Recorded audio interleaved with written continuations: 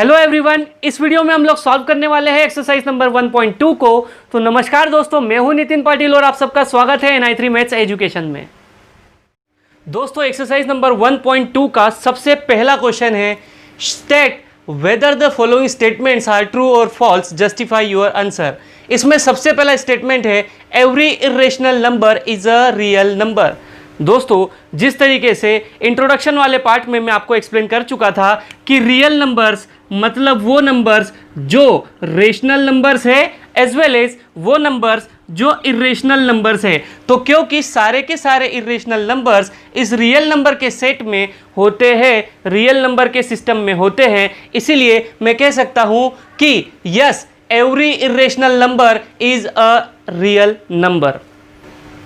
अब बात करते हैं पॉइंट नंबर 2 की, जो कि है every point on the number line is of the form root m where m is a natural number. अगर रूट m को देखा जाए और इसमें अगर m की वैल्यू नेचुरल नंबर्स रखना है, यानी कि इसकी जो पॉसिबल वैल्यूज है वो अगर मैं रूट m1 मान लेता हूं और दूसरी पॉसिबल वैल्यू इस 1 के बाद जो दूसरा नेचुरल नंबर होता है अगर मैं वो मान लूँ 2, तो उस कंडीशन में क्योंकि रूट 1 का मतलब होता है 1 और रूट 2 का मतलब होता है 1.414 एंड सो ऑन, तो हमें बहुत अच्छे से पता है कि नंबर लाइन पर इस 1 और इस 1.414 के बीच में भी बहुत सारे नंबर्स होते हैं, जैसे फॉर एग्जांपल 1.2। बट मैं 1.2 को किसी भी तरीके से रूट m के फॉर्म में नहीं लिख सकता अगर m नेचुरल नंबर है तो। इसीलिए यहां पर हम लोगों का आंसर होगा no, every point on the number line is not of the form of root m where m is natural number.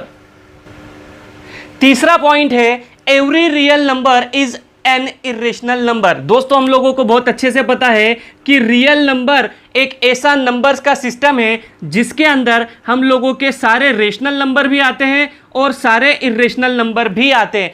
तो क्योंकि irrational number is a part of real number but real number is not a part of irrational number, इसीलिए हम यहां पर यह answer लिखेंगे no, every real number is not an irrational number because there are some numbers like 2, 3, 4 etcetera which are real but not irrational numbers. दूसरा question है हम लोगों का, are the square root of all positive integers irrational? If not, give an example of the square root of a number that is a rational number. देख लेते हैं भैया, इसका मतलब क्या, मुझे स्क्वायर रूट निकालना है किसका, जितने भी पॉजिटिव इंटीजर्स होते हैं उनका। सबसे पहले हम ये देखते हैं कि कितने पॉजिटिव इंटीजर्स होते हैं। तो सर, पॉजिटिव इंटीजर्स की बात जब करते हैं तब हम लोगों का जीरो भी आ जाता है, क्योंकि zero is neither negative nor positive. तो भैया अगर वो नेगेटिव नहीं है तो हम उसको पॉजिटिव के तरीके से ट्रीट कर सकते हैं। तो जीरो भी एक इंटीजर है, 1, 2 and so on up to infinite तक जितने भी नेचुरल नंबर सब आएंगे वो सारे इंटीजर्स में काउंट हो जाएंगे। तो इस तरीके से ये रहे हम लोगों के पॉजिटिव इंटीजर्स नंबर। अब अगर square root of positive integers number count करता हूं तो क्या सारे के सारे नंबर्स का स्क्वायर रूट इरेशनल होता है? ये सवाल है हम लोगों से। देखते हैं इसको किस तरीके से होता है। चलिए, अगर मैं यहां पर 0 रखता हूं तो आंसर क्या मिल जाता है? 0। सर, ये नंबर क्या है? रेशनल है। चलो, अगर मैं अंडर रूट 2 रख लेता हूं तो क्या आंसर आ जाता है? Sir 1.414 and so on. Sir, ये नंबर कैसा है? ये नंबर तो इरेशनल नंबर है। यानी कि अगर मैं स्क्वायर रूट निकाल लेता हूं किसी पॉजिटिव इंटीजर का तो वो रेशनल भी हो सकता है और इरेशनल भी हो सकता है। जरूरी नहीं है कि सारे नंबर्स का स्क्वायर रूट हमेशा इरेशनल हो, इसीलिए इसके आंसर में हम लोग लिखेंगे no, square root of all positive integers are not irrational. अब बात करते हैं भैया, अगर नहीं है तो उसने कहा है कि इसका एग्जाम्पल भी दो, तो आप लिखोगे because there are some numbers which are rational numbers. For example, अगर हम बात करते हैं रूट 4 की तो इसका आंसर 2 होता है, रेशनल नंबर है। रूट 0 की तो उसका आंसर 0 है, रेशनल नंबर है। तो इन्हें आप लोग एग्जाम्पल्स में लिख सकते हो। अगला क्वेश्चन है दोस्तों हम लोगों का, show how root 5 can be represented on number line. तो क्योंकि रूट 5 को मुझे रिप्रेजेंट करना है नंबर लाइन पर, तो उसके लिए मुझे सबसे पहले इस तरीके से एक नंबर लाइन बनाना होगी जिसमें हर एक पॉइंट के बीच में इक्वल डिस्टेंस रखना है और इस इक्वल डिस्टेंस को हम यूनिट डिस्टेंस कहेंगे। यहाँ पर अब रूट 5 हम लोगों को कहीं पर भी नहीं दिखाई दे रहा, इसीलिए हम लोग रूट 5 को नंबर लाइन पर रिप्रेजेंट करने के लिए हेल्प लेने वाले हैं पाइथागोरस थ्योरम की, जो होता है हाइपोटेनियस का square is equals to perpendicular का स्क्वायर प्लस बेस का स्क्वायर।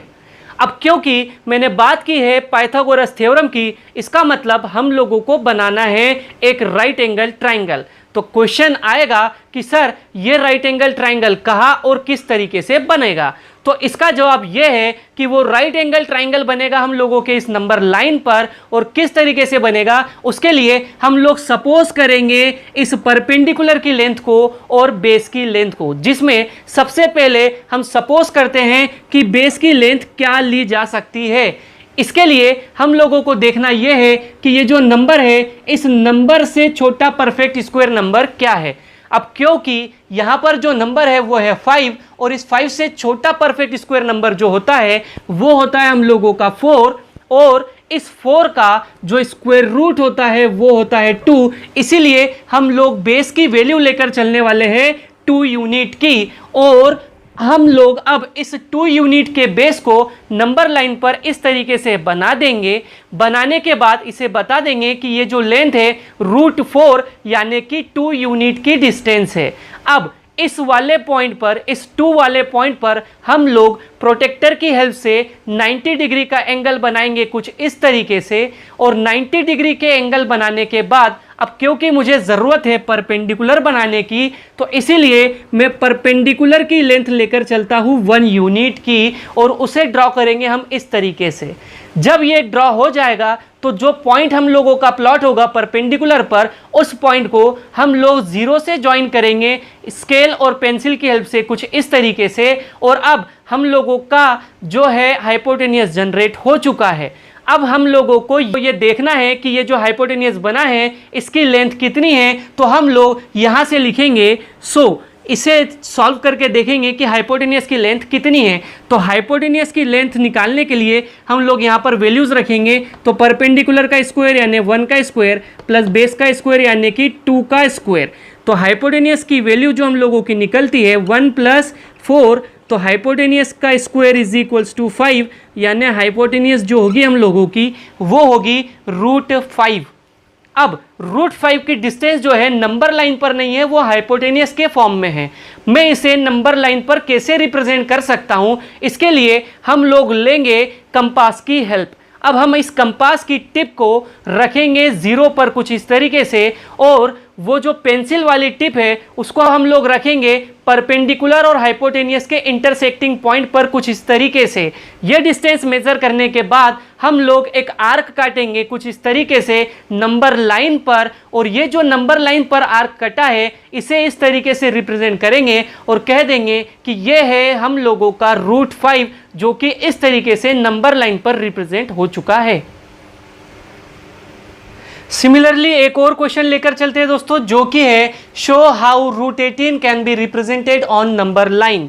नंबर लाइन पर रिप्रेजेंट करना है, इसीलिए इस तरीके से एक नंबर लाइन बना लेते हैं। उसके बाद हम लोग यूज करेंगे पीजीटी का, जो कि है हाइपोटेनियस का square is equal to perpendicular का स्क्वायर प्लस बेस का स्क्वायर। इसमें हम लोगों को सपोज करना होगी बेस की वैल्यू जो हम लोगों के इस नंबर लाइन पर बनने वाला है। तो बेस की वैल्यू निकालने के लिए हम लोग देखेंगे इस नंबर को, क्योंकि यह है 18 और इससे छोटा परफेक्ट स्क्वायर नंबर होता है 16, जिसका स्क्वायर रूट होता है 4। इसीलिए मैं यहाँ पर 4 लिख देता हूँ, यानी कि बेस की जो वैल्यू होगी वो होगी 4 यूनिट की। अब इस 4 यूनिट को इस तरीके से यहाँ मार्क करने के बाद हम लोग बता देते हैं कि 0 से 4 तक की डिस्टेंस हम लोगों की रूट 16 की डिस्टेंस है।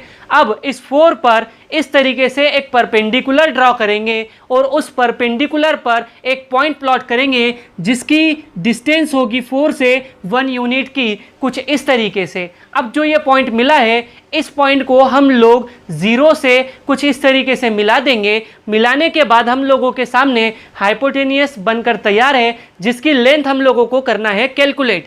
तो कैलकुलेशन के लिए हम लोग इसका यूज करेंगे। तो परपेंडिकुलर का स्क्वायर यानी कि 1 प्लस बेस का स्क्वायर यानी 4 का स्क्वायर 16, तो 16 प्लस 1 17। तो इस तरीके से हाइपोटेनियस की लेंथ मिलती है √17 की।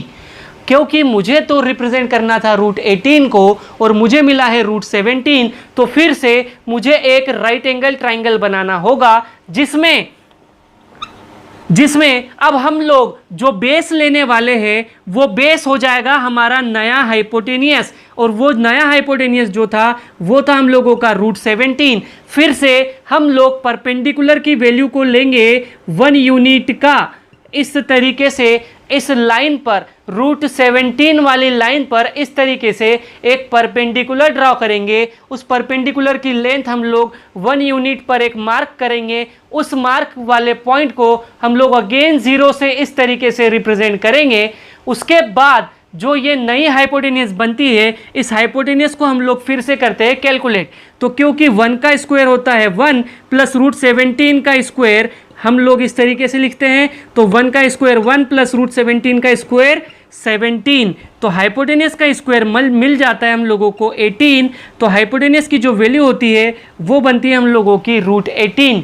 यानी कि अब ये जो नई हाइपोटेनियस हम लोगों को मिली है वो लेंथ है उसकी √18 की। अब मुझे इस लेंथ को करना है नंबर लाइन पर ड्रॉप, तो मैं उसे अगेन कंपास की हेल्प से कुछ इस तरीके से मेज़र करता हूं और एक आर्क खींचता हूं कुछ इस तरीके से नंबर लाइन पर। ये आर्क इस नंबर लाइन को जहां इंटरसेक्ट करेगा उस पॉइंट को मैं कहूंगा कि ये है नंबर लाइन पर हम लोगों का √18। अगली एक्सरसाइज को सॉल्व करने वाले हैं दोस्तों हम लोग नेक्स्ट वीडियो में। तो चलिए मिलते हैं अगले वीडियो में, तब तक के लिए नमस्कार।